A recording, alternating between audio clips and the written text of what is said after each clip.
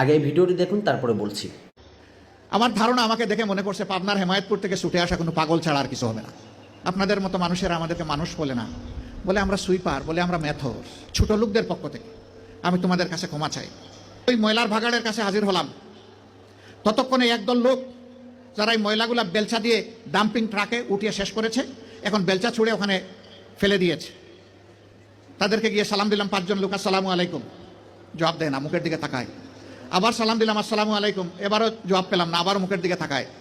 এরপরে বললাম, কি ভাই আপনাদের মধ্যে কি কেউ মুসলমান আছেন? একজন ভীষণ রাগ করে বললো, আমি শুধু মুসলমান না, বাকি ওরা তো সব মুসলমান, তো জবাব দেয় না কেন? বললাম কোনো সমস্যা নাই, আবার সালাম দিচ্ছি আসসালামু আলাইকুম। এবার সবাই সমস্যা করে জবাব দিল ওয়ালাইকুম আসসালাম। জিজ্ঞেস করলো আপনি কে? বললাম আপনাদের জাতি ভাই। আপনি কি সিনেমা করতে আসছেন? আমার এই চেহারা দেখে মনে হয় যে আমি সিনেমা করতে আসছি। না, তা তো মনে হয় না।